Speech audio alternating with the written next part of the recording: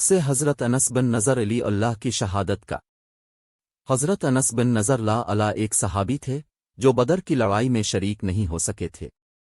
ان کو اس چیز کا صدمہ تھا، اس پر اپنے نفس کو ملامت کرتے تھے کہ اسلام کی پہلی عظیم الشان لڑائی اور تو اس میں شریک نہ ہو سکا۔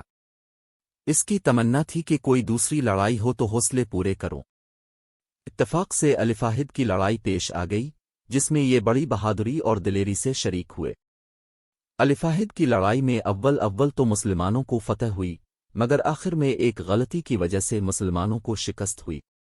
وہ غلطی یہ تھی کہ حضور اکرم صلی اللہ علیہ وسلم نے کچھ آدمیوں کو ایک خاص جگہ مقرر فرمایا تھا کہ تم لوگ اتنے میں نہ کہوں اس جگہ سے نہ ہٹنا کہ وہاں سے دشمن کے حملہ کرنے کا اندیشہ تھا۔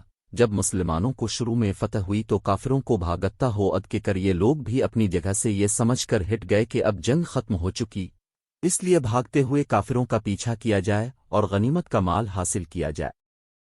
اس جماعت کے سردار نے منع بھی کیا کہ حضور صلی اللہ علیہ وسلم کی ممانعت تھی تم یہاں سے نہ ہٹو، مگر ان لوگوں نے یہ سمجھ کر کہ حضور صلی اللہ علیہ وسلم کا ارشاد صرف لڑائی کے وقت کے واسطے تھا، وہاں سے ہٹ کر میدان میں پہنچ گئے۔ بھاگتے ہوئے کافروں نے اس جگہ کو خالی دیکھ کر اس طرف سے آ کر حملہ کر دیا۔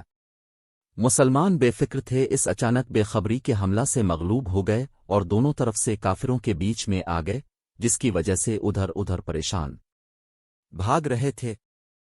حضرت انس بھی اللہ نے دیکھا کہ سامنے سے ایک دوسرے صحابی حضرت سعد بن معاذ لیلا نہ آ رہے تھے، ان سے کہا کہ اے سعد، کہاں جا رہے ہو؟ خدا کی قسم، جنت کی خوشبو عہد کے پہاڑ سے آ رہی ہے۔ یہ کہہ کر تلوار تو ہاتھ میں تھی ہی، کافروں کے ہجوم میں گھس گئے اور اتنے شہید نہیں ہو گئے، واپس نہیں ہوئے۔ شہادت کے بعد ان کے بدن کو دیکھا گیا تو چھلنی ہو گیا تھا، اسی سے زیادہ زخم اور تلوار کے نشان بدن پر تھے۔ ان کی بہن نے انگلیوں کے پوروں سے ان کو پہچانا۔ جو لوگ اخلاص اور سچی طلب کے ساتھ اللہ کے کام میں لگ جاتے ہیں، ان کو دنیا ہی میں جنت کا مزہ آنے لگتا ہے۔ یہ حضرت انس بھی اللہ زندگی ہی میں جنت کی خوشبو سونگ رہے تھے۔ اگر اخلاص آدمی میں ہو جاوے تو دنیا میں بھی جنت کا مزہ آنے لگتا ہے۔